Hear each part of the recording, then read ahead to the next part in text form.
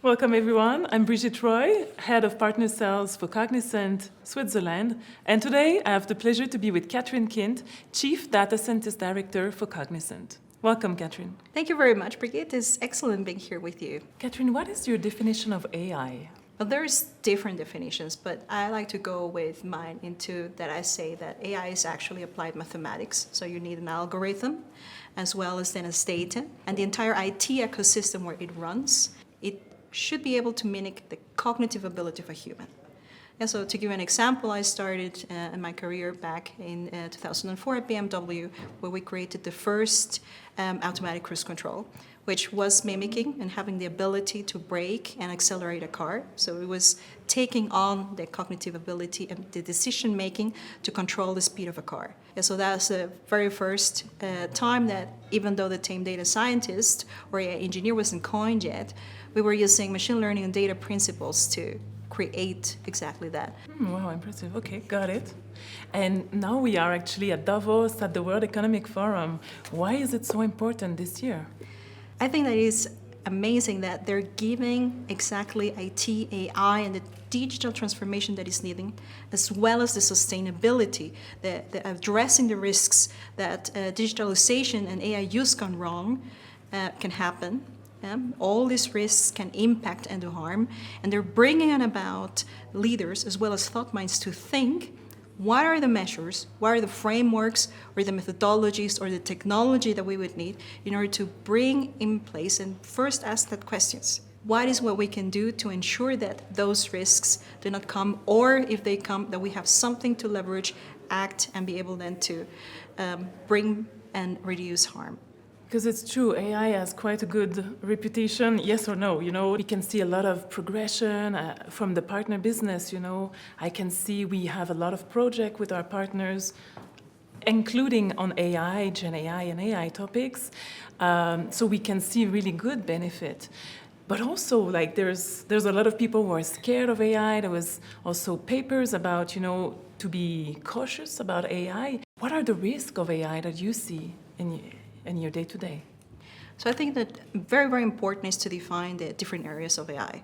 So when we look at AI, there's what we still don't have yet. So the general artificial intelligence that is able to do everything, that has even a higher ability or an IQ than a group of human beings. And then we go into what is the built-for-purpose generative AI agents, so agentic AI, in that you have different type of models working and communicating together, independent from human interaction, to solve multi-purposes. So we moved from just the one task type AI, so your HR chatbot that would let you know the changes in, for example, HR regulation where you are, to someone that is able to handle multiple things, like support, for example, the talent acquisition process, as well as then support HR in what would be then in internal interviews, for example, making an assessment according to what would be the ethical and regulations of that country, and then support them, for example, on job description creator. So a multi-tool based system. So the risk that can happen there, just looking at that, would be the bias that could happen. For example, that one of the agent models would start discriminating against female talent.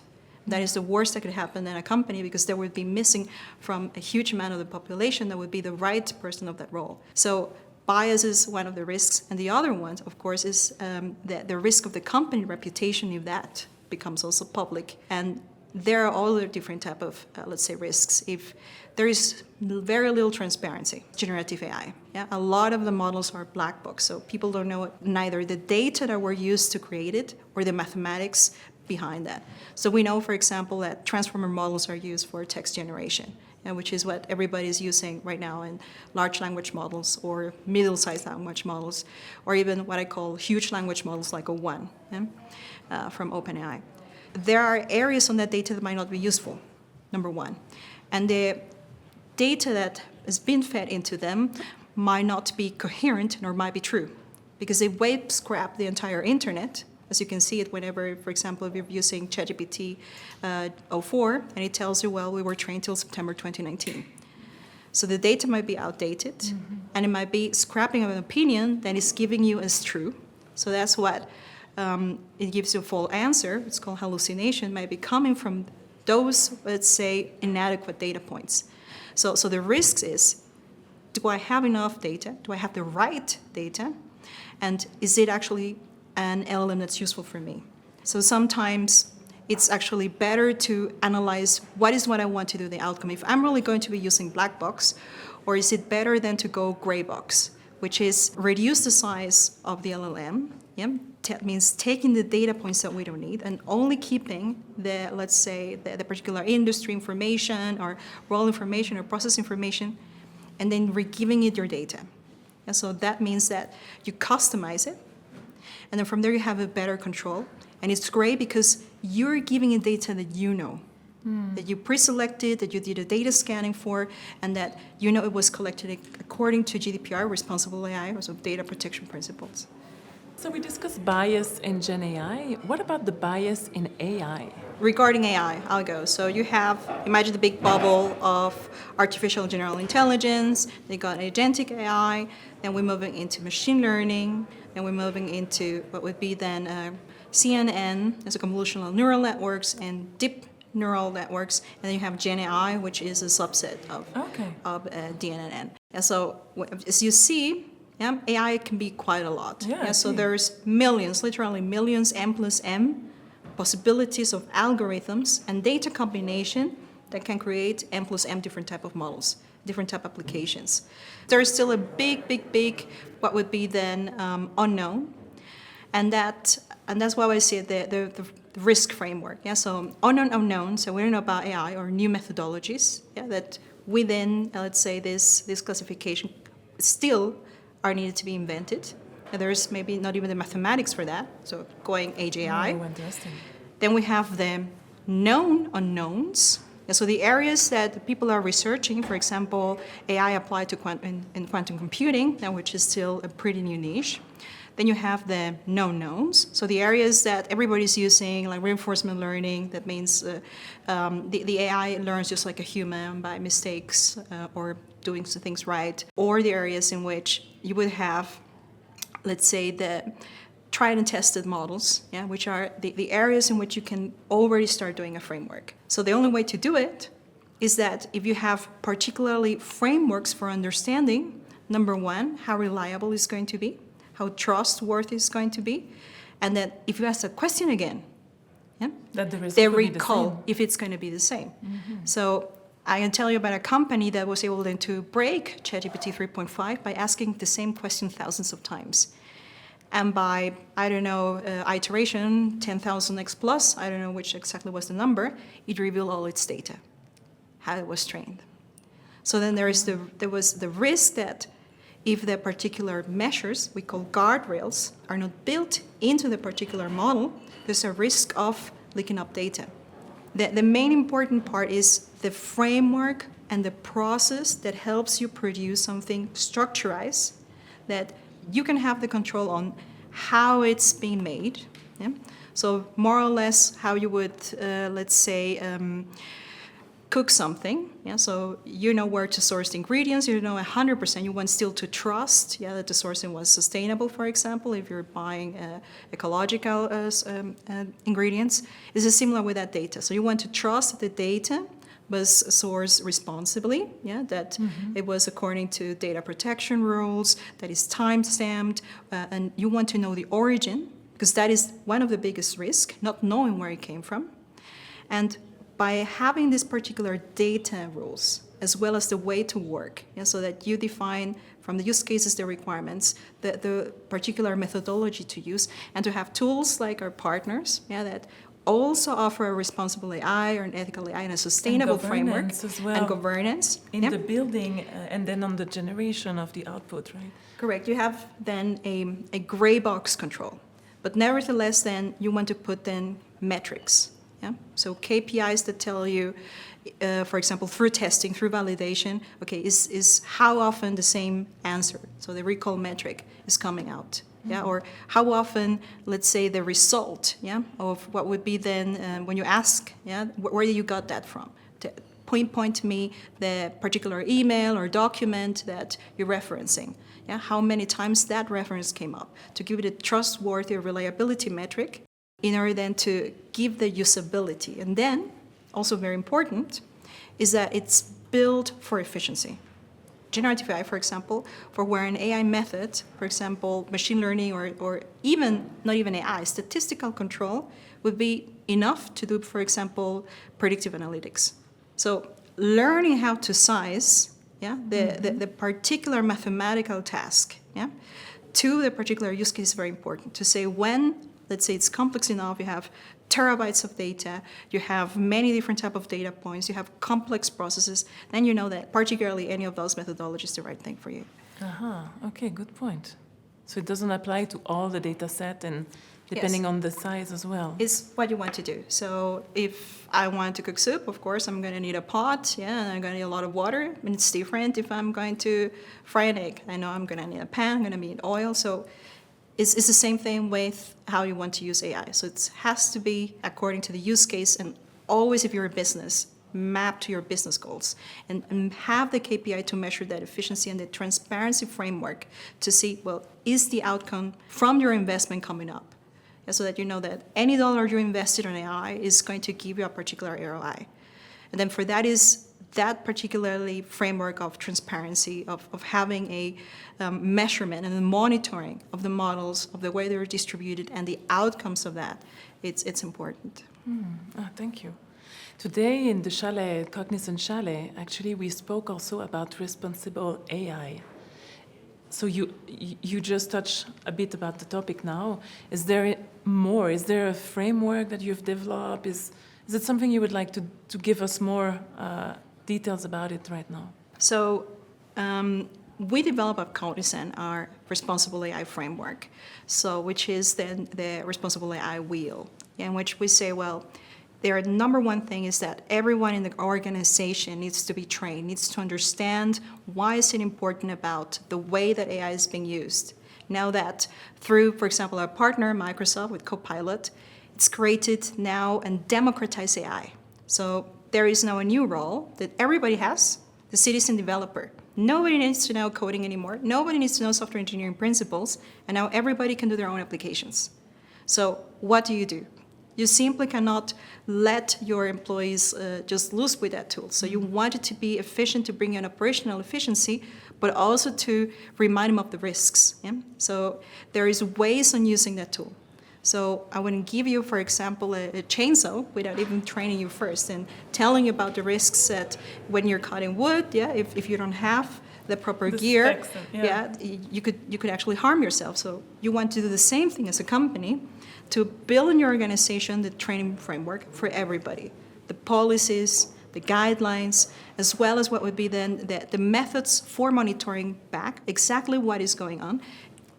Build in the organization what would be a transformational, what would be AIization. So with data, we call it digitalization, and with AI, I call it AIization. And from this is the allyship between all the departments and also sharing the, let's say, profitability that they've seen from the tool. And everybody can tell you now a story about how great Copilot helped them summarize that email, chat with their PDF that would have taken them weeks, and be more productive in a different way. But it's important then on having the particular rules on the usage, on what is, let's say, something that they can trust. And then, of course, and that's good, that our partners, not just Microsoft, have built also those guidelines and those trainings as well as we at Cognizant, that particular framework and what we call model accelerators that have already been with try and tested data and have been also applied in direct use cases in the industry to really have a usability to our customers. And you also asked me a question if I've done it myself. Yeah, so I did it. And responsible AI is many different columns. Yeah, so you have cybersecurity and you have sustainability. And one of the things here that also at WEF that I like is that they're also looking for sustainable goals. There's a lot of criticism on AI, that every prompt that you're using, if you're using OpenAI, that's half a liter of water. So how to, let's say, bring on about it, and also the electricity, if that electricity is not coming from sustainable sources. So how to make AI sustainable. And that is one of the frameworks that I did with my team, and also inspired at Cognizant Norway, that we brought all the data centers, and we only use data centers in Norway. That means our models were in data centers in Norway. They are using fjord water, to cool down the data centers. That warm water is used to heat up the real estate nearby, and they are powered by 100% hydropower. So at least we were able to remove 100% the CO2 footprint from our AI models that we were using it, creating the very first sustainable AI application for a customer. And that is one of the things that, if we also want to progress, but we still have then to keep the environmental goals, that is one of the areas that we've done, as well as then an assessment on helping our customers also help reduce their CO2 footprint. We have established with our NeuroAI platform a way, for example, to calculate a predictive outcome from a prescriptive situation. So what does that mean? Can you give an example? Yes, I know. These are. So a prescriptive thing is exactly what I'm telling you is your use case, what you should do. Yeah. So I prescribe that we need to save on what would be logistic costs. Yeah. But at the same time, we want to reduce our CO2 footprint. And 80% of the CO2 footprint from any product that's produced, for example, in the food industry, or in the electronic industry, is coming from logistics. So finding ways to reduce the location, or even co-locating the sources for example, ingredients or for parts, is an immense amount of savings of CO2. Or we helped the maritime operations company reduce their CO2 level in that they were able to predict when the particular right timing for a ro-ro ship, so a carrier of cars, should arrive at a particular port. So if there is, let's say, a traffic on that port, then the AI would give that information back into the ship so that they know they need to reduce the speed, thus using less fuel. Yes. Thus reducing the CO2. So we use the NeuroAI framework to predict exactly even disruptions through weather. We partner with Google. Exactly, they have one of the most sophisticated and advanced weather models for this, in order then to feed that and work together with NeuroAI to bring on about and make that prediction about what would be the best type of rerouting, and thus creating also, again, a sustainable application for our customer. Oh, excellent. I didn't know this one. Oh, well done. So you mentioned just now a use case that we do for our client actually in the food industry. We also have a lot of clients in the life science. Would you have an example of where we help a client to succeed? Yes, in Cognizant in the UK, we have our global head of generative AI, David Fern. He invented a methodology called cognitive design theory and created an award-winning app, which is called the AI Doctor, using Cognizant responsible AI principles and his methodology, and then of course our data governance as well as our data security responsible principles to create that app. And the use case of that was, for example, in the UK, their health system is public, so the NHS, and sometimes is way too much, let's say, filled in with people wanting to have a, let's say, a visit to the doctor because of a common cold. And that is exacerbating what would be, let's say, the time of the doctors and giving them less time to concentrate on the patients that have a chronic illness. So the AI Doctor was created. It's an app that anyone can download, and you can give it your symptoms and talk to it as if it was a doctor, and then it would be able then to advise you. So if it's a common cold, what you should do, and if it's something that what would be a red flag, it would immediately tell you, then call right now, what would be then emergency services, or go to your next doctor as soon as possible. But at least, let's say, it reduces for what would be the common, let's say, use cases of, well, I have a cold, but I cannot go to work, I cannot drive a car, so I need what would be a cert, a medical certification that I'm ill, I cannot work. So it is able then alone to reduce this amount then of what would be the time from the medical services. So this is an excellent example in which then you see that if you're using a responsible AI framework with what would be then also data that has been quality scanned, as also according to data protection principles, and with the Cognizant design theory, which has different layers of verification and validation of the model. We already talked about KPIs and metrics, so it's using something similar, and at the same time giving the developer different type of examples by testing the AI in all these different formats, in all these different areas in which it could be, let's say, queried, to see, again, how reliable it is, and giving a reliability index, a trust index, and in the end, serving a great purpose, in this case, a socioeconomical purpose, and it's, what I say is AI for good. Yeah, it can be really life-changing. Oh, thank you. Okay. So maybe one last question. Let's say I'm a company. In 2025, I am implementing AI. What are the really hot topics that I should be aware, that I should look out for?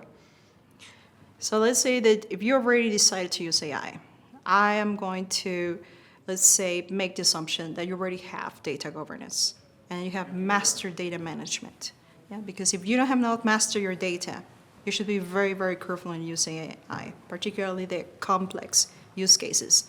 So AI is nothing but 80% data, and 20% algorithms. That then creates the model, again, within a landing zone of a combination of different type of IT tools. So it is very, very important, again, to go on the right process, the methods, look at the guidelines, look at the regulations on the particular country, and ensure that the AI is built for the business case that you have in the country where you're operating it, that the way and the transparency in the explanatory ways, if you are a company that are highly regulated, like life sciences or banking or insurance, etc., or the automotive industry, where I come from, that all of this is built into this AI. And then again, the ROI, and as well as what would be the ethical considerations, you're going to see that there's going to be a benefit for it. But the most important part is that before you even start 1 or 3 application creations or lines of code, ensure that your AI strategy is aligned to your data strategy and is aligned to your business strategy. If that vision, mission, business case strategy is not aligned to there, I wouldn't even start using AI in the broader sense. Okay. Thank you very much again, Katherin. Thank you very much, Brigitte. It's great being here today with you. Thank you. Pleasure was mine.